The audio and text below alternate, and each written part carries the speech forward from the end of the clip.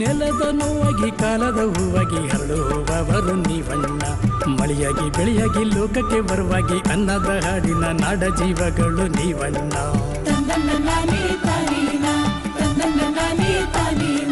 ದನಕುರಿ ಮೇಕೆ ಕೋಳಿ ಹಂದಿ ಮೀನು ಸಹಜ ಕೃಷಿಯ ಮಾಡೋಣ. ಹೂವು ಹಣ್ಣು ಕಾಯಿ ಮೇವು ತಾಳೆ ಬೇವು ಸಮಗ್ರ ಕೃಷಿಯ ಮಾಡೋಣ.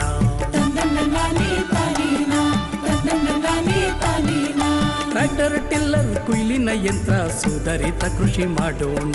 ಕೃಷಿಯಲ್ಲಿ ಒಕ್ಕಣೆ ವಿಂಗಡಣೆ ಮಾಡಿ ಅಧಿಕ ಲಾಭವ ಗಳಿಸೋಣ. ಸ್ವಾವಲಂಬಿಗಳಾಗೋಣ.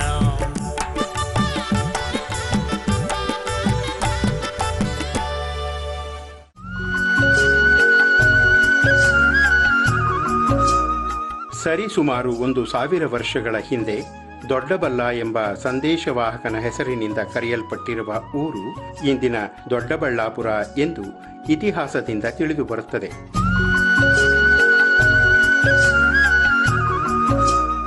ಅಂತಾರಾಷ್ಟ್ರೀಯ ವಿಮಾನ ನಿಲ್ದಾಣ ಹಾಗೂ ರಾಜಧಾನಿ ಬೆಂಗಳೂರು ಸಮೀಪ ಇರುವುದರಿಂದ ವಾಣಿಜ್ಯ ಮತ್ತು ಕೈಗಾರಿಕಾ ಪ್ರದೇಶವಾಗಿ ಕೆಲ ದಶಕಗಳಿಂದ ಗುರುತಿಸಲ್ಪಟ್ಟಿದೆ ದೊಡ್ಡಬಳ್ಳಾಪುರ.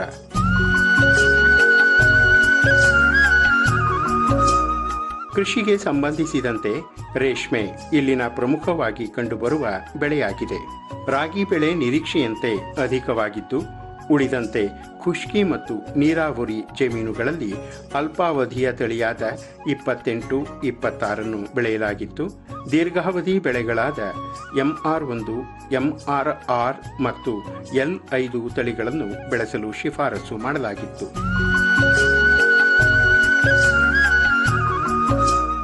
ರೈತ ಬಾಂಧವರೇ, ಇಷ್ಟೆಲ್ಲ ಕೃಷಿ ಚಟುವಟಿಕೆಗಳನ್ನು ಹಮ್ಮಿಕೊಂಡಿದ್ದ ದೊಡ್ಡಬಳ್ಳಾಪುರ ತಾಲೂಕಿನ ಶಿವಪುರದಲ್ಲಿ ಏರ್ಪಡಿಸಿದ್ದ ನೇಗಿಲ ಯೋಗಿ ಕಾರ್ಯಕ್ರಮವನ್ನು ವೀಕ್ಷಿಸೋಣ ಬನ್ನಿ.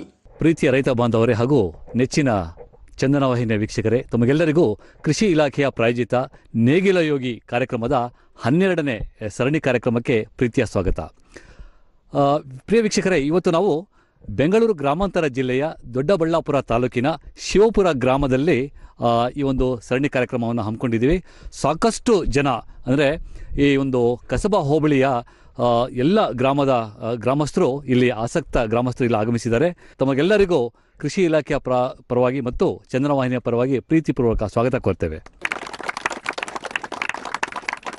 ರೈತ ಬಂದವರೇ, ಹಾಗೆ ಈ ಒಂದು ನೇಗಿಲ ಯೋಗಿ 12ನೇ ಒಂದು ಸರಣಿ ಕಾರ್ಯಕ್ರಮಕ್ಕೆ ನಮ್ಮೊಟ್ಟಿಗೆ ಇವತ್ತು ವೇದಿಕೆಯಲ್ಲಿ ಡಾಕ್ಟರ್ ಕಮಲಾಬಾಯಿ ಅವರು ಬೇಸಾಯ ಶಾಸ್ತ್ರ ತಜ್ಞರು, ಕೃಷಿ ವಿಶ್ವವಿದ್ಯಾಲಯ JKVK ಬೆಂಗಳೂರು ಇಲ್ಲಿಂದ ಆಗಮಿಸಿದ್ದಾರೆ. ಅವರಿಗೆ ನಿಮ್ಮೆಲ್ಲರ ಪರವಾಗಿ ಪ್ರೀತಿಪೂರ್ವಕ ಸ್ವಾಗತ ಕೋರೋಣ. ಈ ಒಂದು ಕಾರ್ಯಕ್ರಮದಲ್ಲಿ ಬೆಂಗಳೂರು ಗ್ರಾಮಾಂತರ ಜಿಲ್ಲೆಯ ಜಂಟಿ ಕೃಷಿ ನಿರ್ದೇಶಕರಾದಂತಹ ಶ್ರೀಮತಿ ಕಲಾವತಿ ಮೇಡಮೂ ಸಹ ಆಗಮಿಸಿದ್ದಾರೆ. ಅವರಿಗೆ ನಿಮ್ಮೆಲ್ಲರ ಪರವಾಗಿ ಪ್ರೀತಿಪೂರ್ವಕ. ಈ ಭಾಗದ ಉಪಕೃಷಿ ನಿರ್ದೇಶಕರಾದಂತಹ ಶ್ರೀಮತಿ ಪಂಕಜ ಅವರಿಗೂ ನಿಮ್ಮೆಲ್ಲರ ಪರವಾಗಿ ಸ್ವಾಗತ ಕೋರೋಣ.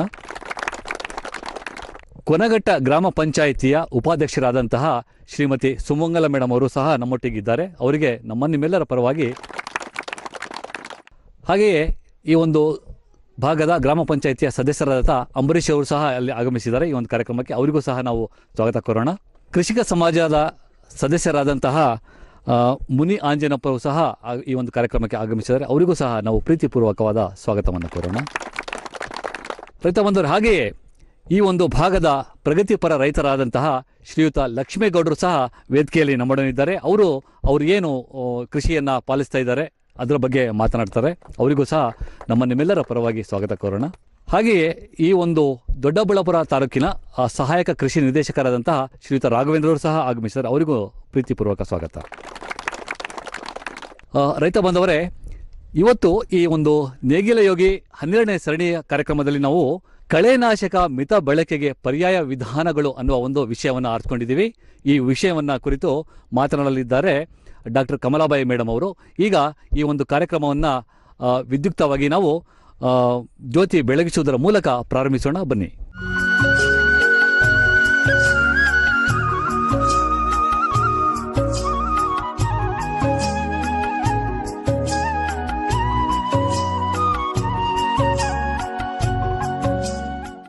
ಬನ್ನಿ ರೈತ ಬಂದವರು, ಇವತ್ತು ಈ ಕಳೆನಾಶಕಗಳನ್ನು ಅಂದರೆ ಕೇವಲ ಈ ಒಂದು ಕಳೆನಾಶಕಗಳ ಅಲ್ಲದೆ ಪರ್ಯಾಯ ವಿಧಾನಗಳು ಮತ್ತು ಏನೇನು ಇದೆ ಅಥವಾ ಸಮಗ್ರ ಕಳೆ ನಿರ್ವಹಣೆ ಪದ್ಧತಿಗಳೇನಿದ್ದಾವೆ ಮೇಡಮ್, ತಾವು ದಯಮಾಡಿ ಕಳೆನಾಶಕ ಬಳಕೆಗೆ ಪರ್ಯಾಯ ಮತ್ತು ವಿಧಾನಗಳು ಯಾವ್ಯಾವುದಿದ್ದಾವೆ ಅದನ್ನು ಕುರಿತು ರೈತರಿಗೆ ಮಂದಟ್ಟು ಮಾಡ್ಕೊಳ್ಬೇಕು, ಅದರ ಮಾಹಿತಿಯನ್ನು ಹಂಚ್ಕೊಳ್ಬೇಕು ಅಂತೇಳಿ ತಮಗೆ ಪ್ರೀತಿಪೂರ್ವಕವಾದ ಸ್ವಾಗತವನ್ನು ಕೊಡ್ತೇನೆ ಮೇಡಮ್.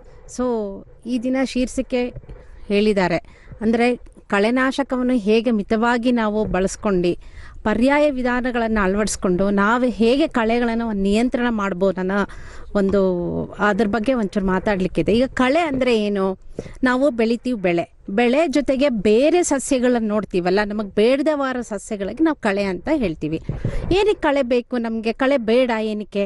ಯಾಕಂದರೆ ಅದು ನಮಗೆ ಬೆಳೆ ಜೊತೆ ಏನಕ್ಕೆ ಮಾಡಿದೆ ಪೈಪೋಟಿ ಮಾಡುತ್ತೆ. ಏನಕ್ಕೆ ಪೈಪೋಟಿ ಮಾಡುತ್ತೆ? ನಾವು ಹಾಕಿದ ಗೊಬ್ಬರಕ್ಕೆ ಪೈಪೋಟಿ ಮಾಡುತ್ತೆ, ನೀರು ಕಟ್ತೀವಿ ನೀರಿಗಾಗುತ್ತೆ, ಜಾಗಕ್ಕೆ ಮತ್ತು ಸೂರ್ಯಕಿರಣಗಳನ್ನು ನಾವು ಏನು ಕೊಟ್ಟರು ಸಹ ಅದನ್ನು ಏನಾಗುತ್ತೆ ಬೆಳೆ ಜೊತೆ ಸ್ಪರ್ಧಿಸಿ ಮತ್ತು ಏನಾಗುತ್ತೆ ನಮ್ಮ ಬೆಳೆಗೆ ಸಿಗಬೇಕಾದಂತಹ ಪೋಷಕಾಂಶ ಇರ್ಬೋದು, ನೀರಿರ್ಬೋದು, ಅದನ್ನು ಯಥೇಚ್ಛವಾಗಿ ತೆಗೆದುಕೊಂಡು ನಮ್ಮ ಬೆಳೆಗೆ ಇಳದೆ ಇರೋವಾಗ ಮಾಡಿ ಕಡೆಗೆ ಏನಾಗುತ್ತೆ ನಮ್ಮ ಬೆಳೆಯ ಇಳುವರಿಯು ಕಡಿಮೆ ಆಗುತ್ತೆ. ಜೊತೆಗೆ ಏನಾಗುತ್ತೆ ಆ ಬೆಳೆಯ ಗುಣಮಟ್ಟ ನಾವು ಕಟಾವು ಮಾಡಾದ್ಮೇಲೆ ಏನಾಗುತ್ತೆ ಅದ್ರಲ್ಲಿ ನಾವು ನೋಡ್ತೀವಿ ಕಳೆ ಬೀಜ ಸಹ ಇರುತ್ತೆ, ಅಂದರೆ ಅದು ಗುಣಮಟ್ಟ ಸಹ ಕಡಿಮೆ ಆಗುತ್ತೆ. ಸೊ ಅದಕ್ಕೋಸ್ಕರ ನಾವೇನಾಗ್ತೀವಿ ಈ ಕಳೆನ ನಾವೇನಂತೀವಿ ನಿಯಂತ್ರಣ ಮಾಡಬೇಕಾಗತ್ತೆ. ಅಂದರೆ ಇದರಲ್ಲಿ ಆಗೋ ಹಲವಾರು ತೊಂದರೆಗಳು ಇರುತ್ತದೆ. ಈಗ ನಾವು ಕಳೆ ಅಂದ ತಕ್ಷಣ ನಾವೇನು ಫಸ್ಟ್ ನಮಗೆ ನೋಡ್ಬೇಕು ಯಾವುದು ಕಳೆಗಳಿದೆ, ಅಂದರೆ ನಮ್ಗೆ ಅದ್ರ ಯಾವ್ಯಾವ ವಿಧಾನಗಳ ಕಳೆಗಳಿದೆ ಅಂತ. ಈಗ ನಾವು ಎಲ್ಲ ರೀತಿ ಬೆಳೆ ಬೆಳಿತೀವಿ. ಈಗ ಒಂದು ಈಗ ರಾಗಿ ಇಲ್ಲೆಲ್ಲ ಯಥೇಚ್ಛವಾಗಿ ರಾಗಿ ಬೆಳಿತೀವಿ, ಅಥವಾ ಮುಸ್ಕಿನ ಜೋಳ ಬೆಳಿಬೋದು, ಅಥವಾ ಭತ್ತ ಬೆಳಿಬೋದು, ಅಥವಾ ಏಕದಳ ಧಾನ್ಯ ಅಂತೀವಿ ಅದಕ್ಕೆ, ಅಥವಾ ದ್ವಿದಳ ಧಾನ್ಯ, ಅಥವಾ ತೊಗರಿ ಇರ್ಬೋದು, ಉದ್ದು ಇರ್ಬೋದು, ಅಥವಾ ಎಣ್ಣೆಕಾಳು ಬೆಳೆ. ನೀವು ಯಾವ ಬೆಳೆ, ಅಥವಾ ಅಡಿಕೆ, ಇಲ್ಲಿ ಯಾವ ಬೆಳೆ ಗುಲಾಬಿ ಇಲ್ಲೆಲ್ಲ ಕೇಳಿದೆ ಗುಲಾಬಿನೂ ಬೆಳೀತಾರೆ, ಹೂವಿನ ಇರುತ್ತೆ, ಟೊಮಾಟೊ ಇರುತ್ತೆ.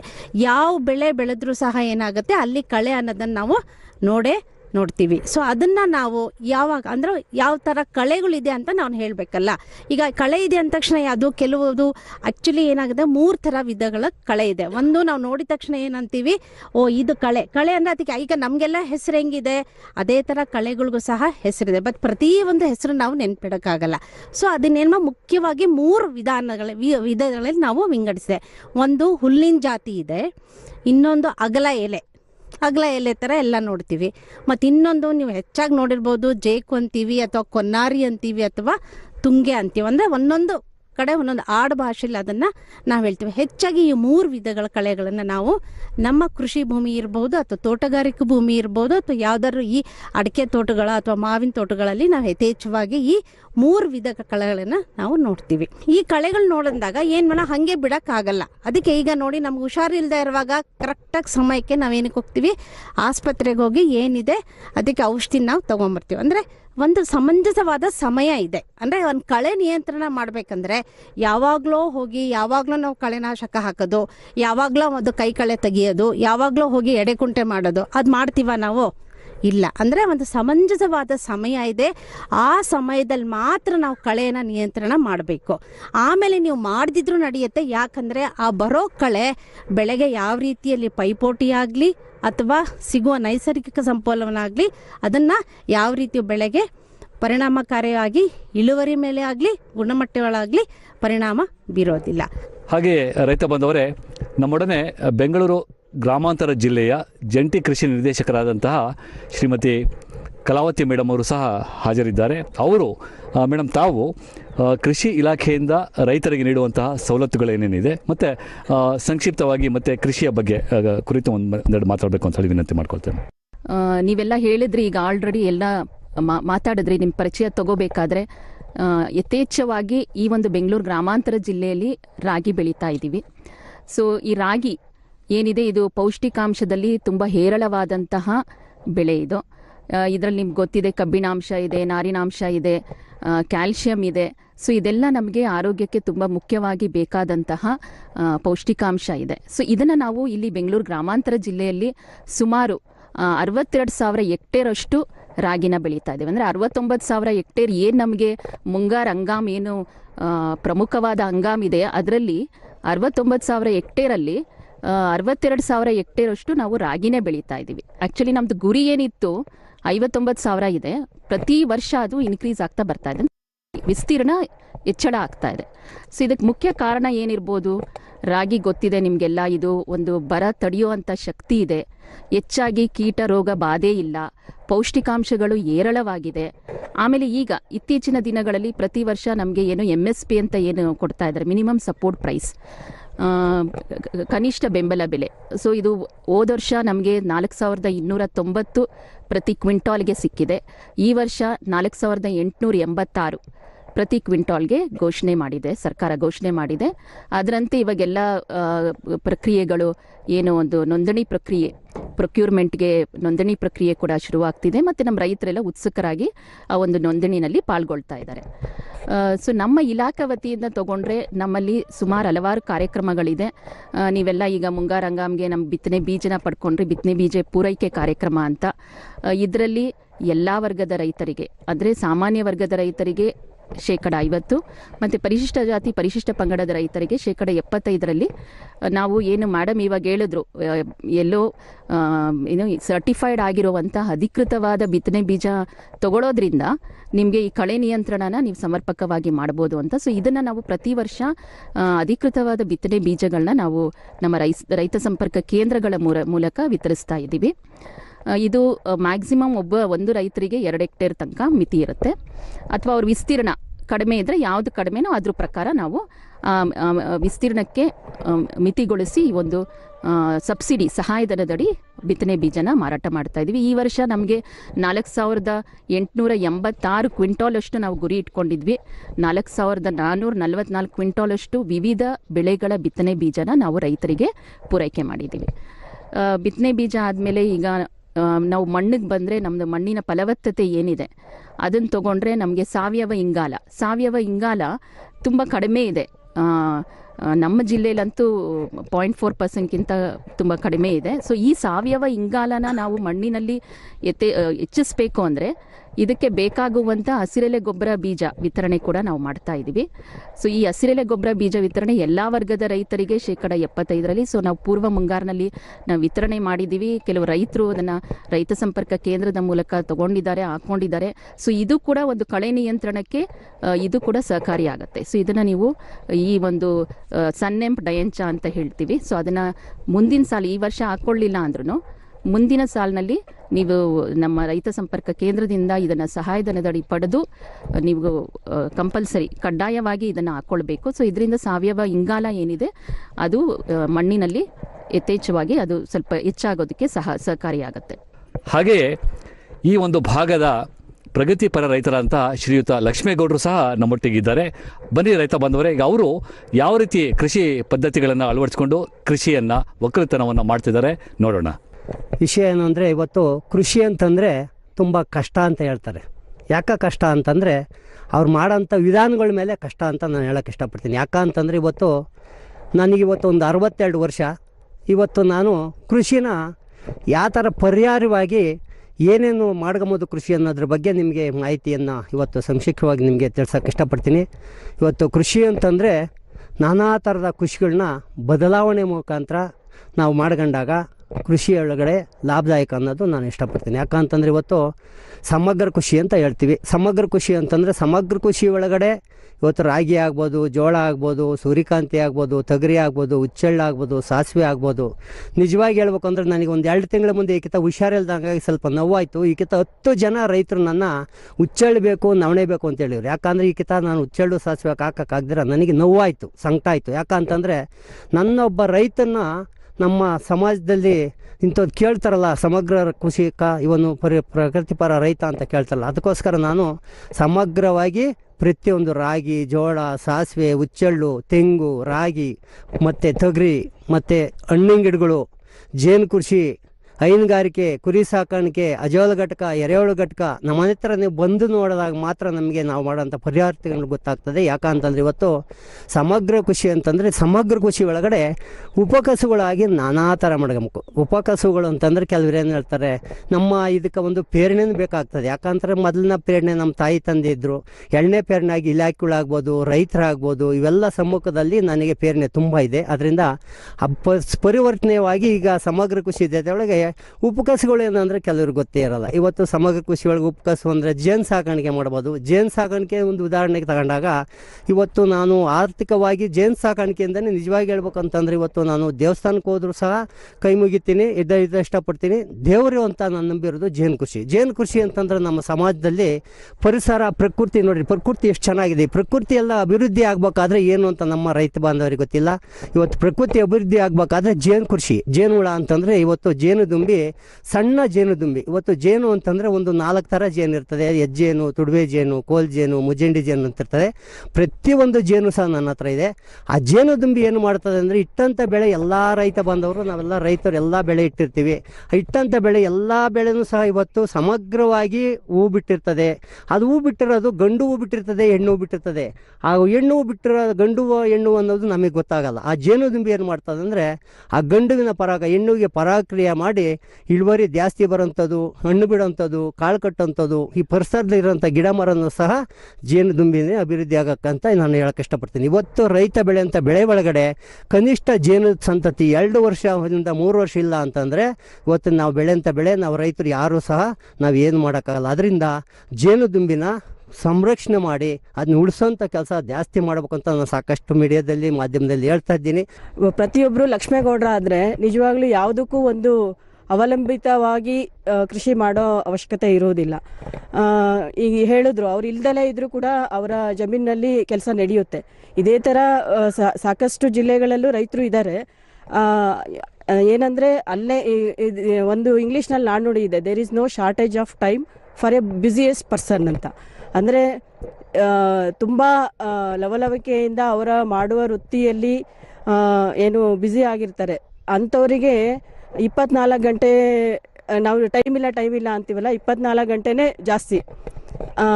ಅದೊಂದು ಈ ವಾಕ್ಯಕ್ಕೆ ಒಂದು ಪೂರಕವಾಗಿದೆ ಇವರು ತಮ್ಮ ಅನುಭವಗಳು ಏನು ಹೇಳ್ಕೊಂಡಿದ್ದು. ನಾನು ತಮ್ಮಲ್ಲಿ ಈ ಸಂದರ್ಭದಲ್ಲಿ ಏನು ಕೇಳ್ಕೊಳ್ತೀನಿ ಅಂತಂದರೆ, ಕೃಷಿ ಭಾಗ್ಯದಲ್ಲಿ ಏನು ಇಲಾಖೆಯಿಂದ ಸೌಲಭ್ಯ ಪಡಿತಾ ಇದ್ದೀರಾ, ದಯಮಾಡಿ ತಮ್ಮ ಕೃಷಿ ಹೊಂಡಕ್ಕೆ ಫೆನ್ಸಿಂಗ್ ಮಾಡ್ಕೊಳ್ಳಿ. ಇಲಾಖೆಯಿಂದ ಅದಕ್ಕೆ ಸಹಾಯಧನ ಕೂಡ ಲಭ್ಯ ಇದೆ. ಅದರ ಜೊತೆಗೆ ತಾವು ಮುಂದೆ ಬಂದು ಮಕ್ಕಳು ಅಂದರೆ ಮಕ್ಕಳಾಗಲಿ ಅಥವಾ ತಾವೇ ಆಗಲಿ ತಮ್ಮ ಮನೆ ಕುಟುಂಬಸ್ಥರಾಗಲಿ ಗೊತ್ತಿಲ್ಲ, ಏನು ಕೃಷಿ ಹೊಂಡ ನೋಡಿದ ತಕ್ಷಣ ಆ ಸಮಯದಲ್ಲಿ ನಮಗೇನು ಕೈಕಾಲು ತೊಳ್ಕೊಬೇಕು ಆ ಉದ್ದೇಶಕ್ಕೆ ಹೋಗ್ತಾರೆ. ಆದರೆ ಅದರಿಂದ ಈಜು ಬರೋರು ಕೂಡ ಕೆಲವೊಮ್ಮೆ ಕಷ್ಟ ಆಗುತ್ತೆ ಹೊರಗಡೆ ಬರೋದಕ್ಕೆ. ಆದ್ದರಿಂದ ದಯಮಾಡಿ ತಾವು ತಮ್ಮ ಅಕ್ಕಪಕ್ಕದ ರೈತರು ದಯಮಾಡಿ ಕೃಷಿ ಹೊಂಡಕ್ಕೆ ಫೆನ್ಸಿಂಗ್ ಮಾಡ್ಕೊಳ್ಳಿ. ಇದು ಕಳಕಳಿಯಿಂದ ಇಲಾಖೆ ಪರವಾಗಿ ಹಾಗೂ ಎಲ್ಲ ಸಾರ್ವಜನಿಕ ಪರವಾಗಿ ನಾನು ಕೇಳ್ಕೊಳ್ತೀನಿ. ಹಾಗೆಯೇ ಶಿವಪುರ ಗ್ರಾಮದಲ್ಲಿ ಇದುವರೆಗೆ ತಾವೆಲ್ಲ ಹೇಳಿದ್ರಿ, ರಾಗಿ ಬೆಳೀತಾ ಇದ್ದೀರಾ, ಗುಲಾಬಿ ಬೆಳೀತಾ ಇದ್ದೀರಾ, ಅಡಕೆ ಮಲೆನಾಡು, ನಾವು ಚನ್ನಗಿರಿ ಈ ಭಾಗ, ಶಿವಮೊಗ್ಗ ಈ ಭಾಗದಲ್ಲಿ ನೋಡ್ತಾ ಇದ್ವಿ. ಈಗ ಏನು ಬಯಲುಸೀಮೆ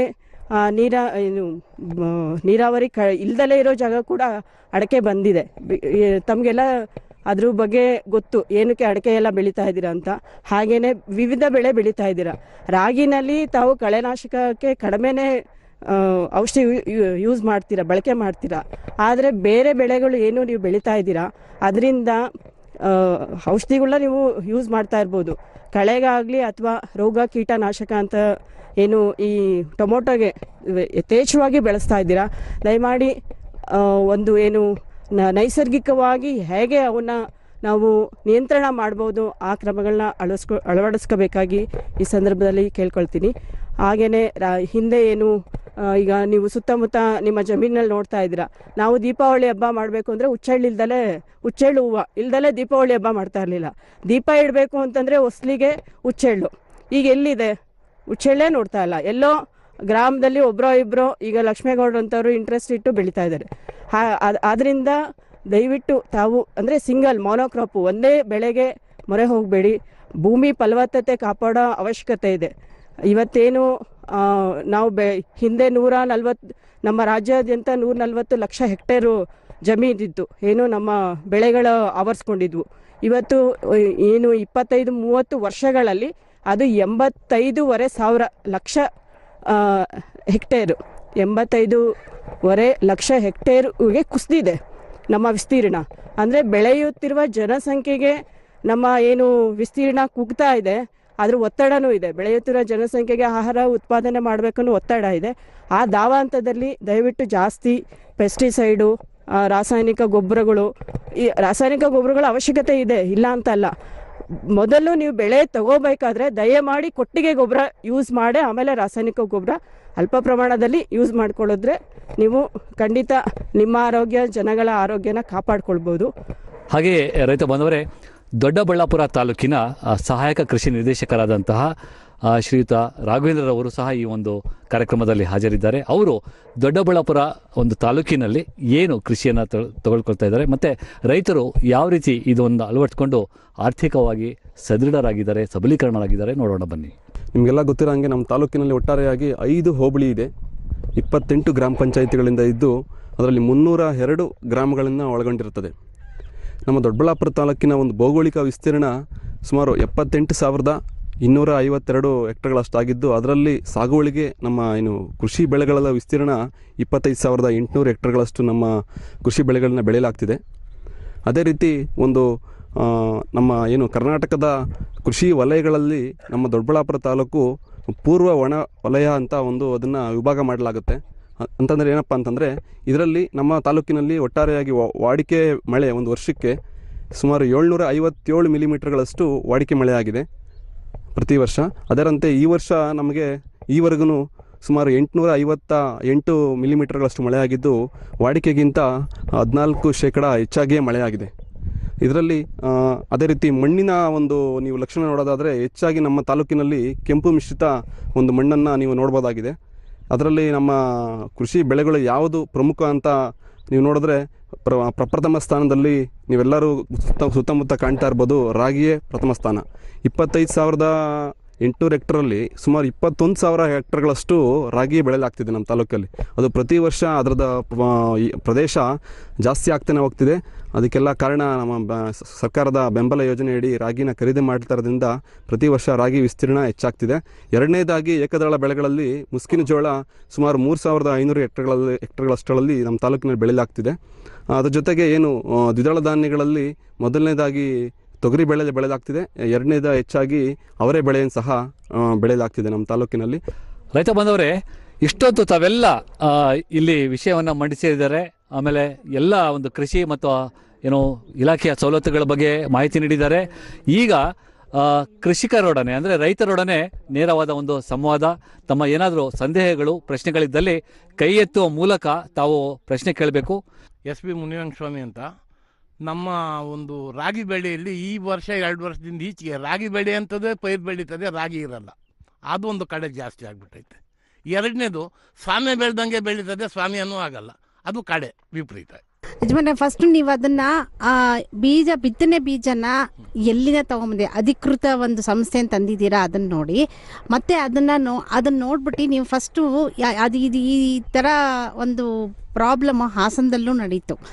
ಮೊದಲನೇದೇನಂದ್ರೆ ಅದು ಗೊತ್ತೇ ಆಗಲ್ಲ, ರಾಗಿ ಜೊತೆನೆ ಇರುತ್ತೆ. ಅದು ಏನಿರು ತೆನೆ ಬಂದ ಮೇಲೆನೆ ಗೊತ್ತಾಗುತ್ತೆ ಅದು ರಾಗಿ, ಅದೇನಿಲ್ಲ, ಅದು ಬೇರೆ ಪ್ಯಾನಿಕಮ್ ಒಂದು ಬೇರೆ ಹುಲ್ಲಿನ ಜಾತಿಯ ಬೀಜ ಅದರಲ್ಲಿ ಮಿಶ್ರಣ ಆಗಿರುತ್ತೆ. ಅದರಿಂದ ಯಾವ ರೀತಿಯ ತೊಂದರೆ ಇಲ್ಲ. ನಾನೇನಂದ್ರೆ ಅಧಿಕೃತ ಸಂಸ್ಥೆಯಿಂದ ನೀವು ಕೊಂಡ್ಕೊಂಡ್ರೆ ಅದೇನಾಗುತ್ತೆ, ಜರಡೆಯಿಂದ ಏನಾಗುತ್ತೆ, ಈ ಗುಣಮಟ್ಟ ಬೀಜವನ್ನ ಅವರು ಸರಿ ಮಾಡ್ತಾರೆ. ಈ NS ಎಲ್ಲ ಈ ಬೀಜ ಸೀವ್ ಅಂತ ಇರುತ್ತೆ, ಆ ಬೀಜದಲ್ಲಿ ಎಲ್ಲ ಹೋಗ್ಬಿಡುತ್ತೆ. ನಾನೇನು ಹೇಳ್ತೀನಿ ಅಂದರೆ ಅಧಿಕೃತ ಸಂಸ್ಥೆಯಿಂದ ನೀವು ಬಿತ್ತನೆ ಬೀಜನ ಕೊಂಡ್ಕೊಳ್ಳಿ, ಅವಾಗ ಅದ್ರಲ್ಲಿ ಯಾವ ರೀತಿಯೂ ನಿಮಗೆ ಅದನ್ನ ಮಿಶ್ರಣ ಇರೋದಿಲ್ಲ. ಅಕಸ್ಮಾತ್ ಅದು ನೋಡಿದ್ರು ನಾನೇನಂತೆ, ಅದೇನು ಗೊತ್ತಾ, ಅದು ಬಂದರೂ ಸಹ ನೀವು ಅಂತರ್ ಬೇಸಾಯ, ಈಗ ಸಾಲ್ ಬಿತ್ತನೆ ಮಾಡಿ ಅಂತ ಅದೇ ಹೇಳೋದು, ಸಾಲ್ ಬಿತ್ತನೆ ಮಾಡಿ ಅಂತರ್ ಬೇಸಾಯ ಮಾಡಿದಾಗ ನಿಮಗೆ ಖಂಡಿತವಾಗಿ ಈ ಕಳೆ ಇರೋದಿಲ್ಲ ನಿಮಗೆ. ನನಗೆ ಆಲೂಗಡ್ಡೆ ಹಾಕ್ಬೇಕಂತಿದ್ದೀನಿ, ಕಳೆ ಬಿದ್ದರೆ ಅದಕ್ಕೆ ಏನು ಔಷಧಿ ಹೊಡಿಬೇಕು? ಈ ಆಲೂಗಡ್ಡೆಗೆ ಫಸ್ಟ್ ನೀವು ಈಗ ಬಿತ್ತನೆ ಮಾಡಾದ್ಮೇಲೆ 2 ಥರ ಕಳೆನಾಶಕನ ಹೊಡಿಬೋದು. ಒಂದು ಉದಯಪೂರ್ವ ಕಳೆನಾಶಕ, ಬಿತ್ತನೆ ಆಗಿದ್ದ 3 ದಿವಸದಲ್ಲಿ ಒಂದು ಹೊಡಿಬೋದು.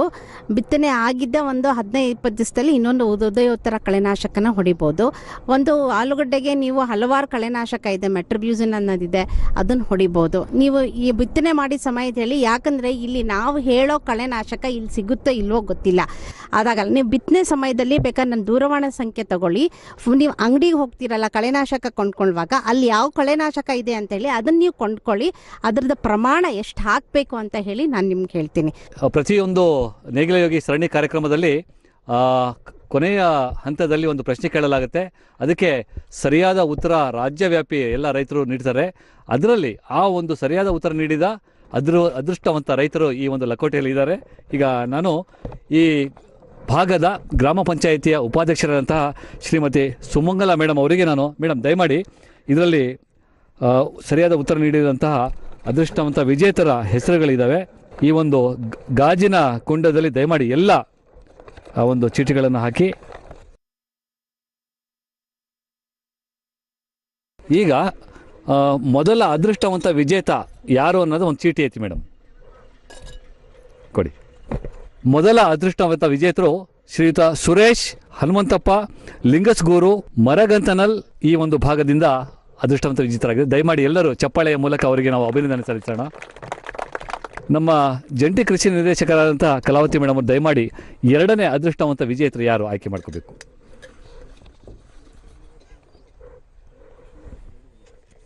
ಎರಡನೇ ಅದೃಷ್ಟವಂತ ವಿಜೇತರು ವೀರೇಶ್ ಗೌಡ, ಹರಪನಹಳ್ಳಿ ತಾಲೂಕು, ವಿಜಯನಗರ ಜಿಲ್ಲೆ. ದಯಮಾಡಿ ಎಲ್ಲ ಚಪ್ಪಾಳೆ ತಟ್ಟಿ ಅವರಿಗೆ ಅಭಿನಂದನೆ ಸಲ್ಲಿಸೋಣ.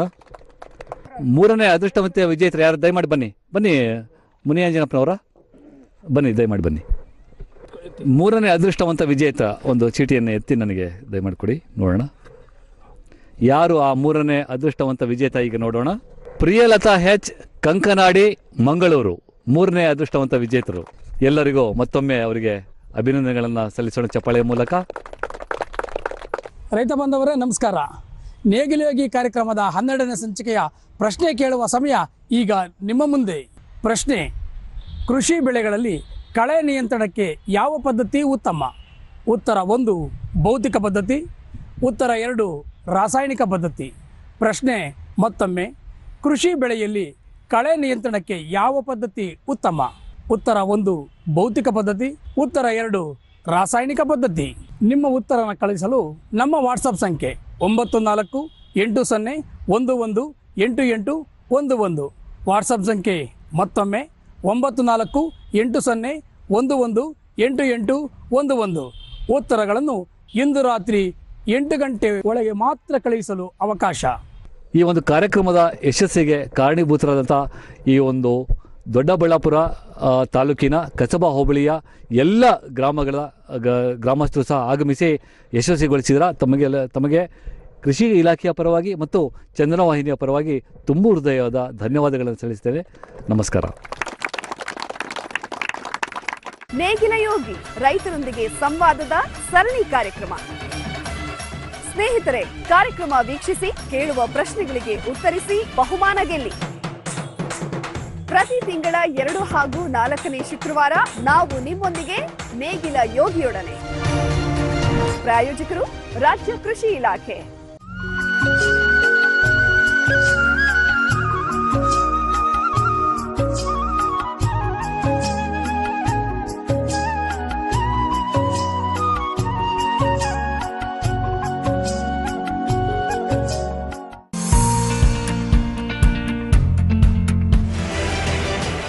ಚಂದನ ಮಂಥನದ ವಿಷಯ: ಆಟಿಸಂ ಕಾಯಿಲೆ, ರೋಗ ನಿರ್ಣಯ ಮತ್ತು ಚಿಕಿತ್ಸಾ ಪದ್ಧತಿ.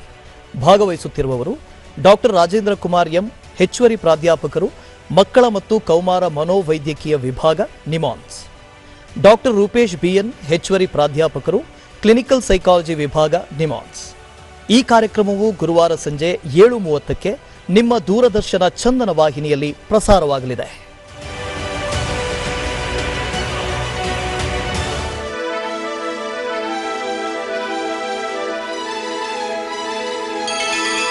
ಬಾರಿಸು ಕನ್ನಡ ಡಿಂಡಿಮವ, ದೂರದರ್ಶನ ಚಂದನ. ಇದು ಕನ್ನಡ ವಾಹಿನಿ.